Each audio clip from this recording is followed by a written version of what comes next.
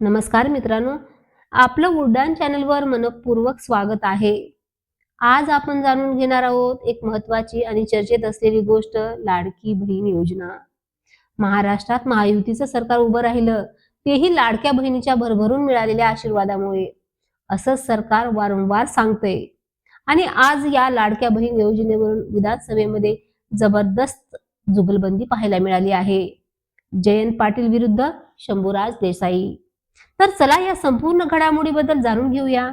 आणि तुम्ही जर चॅनलवर नवीन असाल तर उडान या चॅनलला सबस्क्राईब करा, कारण इथे तुम्हाला मिळणार आहेत महाराष्ट्रातील ताज्या आणि महत्त्वाच्या घडामोडी.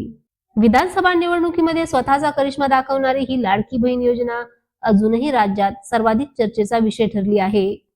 कार्यक्रम असो या भाषण, निवडणूक असो या प्रचार, कुठेही जा ही योजना सतत चर्चेत असते. राज्यकर्त्यांकडून ठामपणे सांगितलं जात आहे की लाडकी बहीण योजना कधीच बंद होणार नाही. मुख्यमंत्री आणि दोन्ही उपमुख्यमंत्र्यांनी बहिणींना आश्वासन देत आहेत, पण दुसरीकडे विरोधकांचा प्रश्न कायम आहे. घोषणा केली त्या 2100 रुपयांची नक्की काय? बहिणींना पैसे कधी मिळणार? आजच्या विधिमंडळात याच मुद्द्यावरून मंत्री शंभूराज देसाई आणि आमदार जयंत पाटील यांच्यात जबरदस्त जुगलबंदी पाहायला मिळाली. जयंत पाटील म्हणाले, योजना आणणारे नंबर 1 आता नंबर 2 वर गेलेत. तर यावर शंभूराज देसाई यांनीही तितकंच जोरात उत्तर दिलं.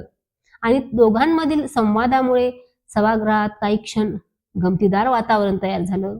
शेवटी सांगण्याचा उद्देश हाच आहे की लाडकी बहीण योजना ही केवळ एक योजना नसून महाराष्ट्रातील लाखो बहिणींच्या अपेक्षा, आशा आणि स्वप्नांची जोडलेली गोष्ट आहे. विधानसभेत कोणतीही जुगलबंदी असो, टीका असो किंवा आश्वासन, शेवटी लोकांच्या मनापर्यंत पोहोचणारा निर्णय सर्वात महत्त्वाचा ठरणार आहे. तुमच्या मते बहिणींना 2100 रुपये कधी मिळायला हवेत? तुमचा विचार काय आहे कमेंट्स मध्ये नक्की सांगा.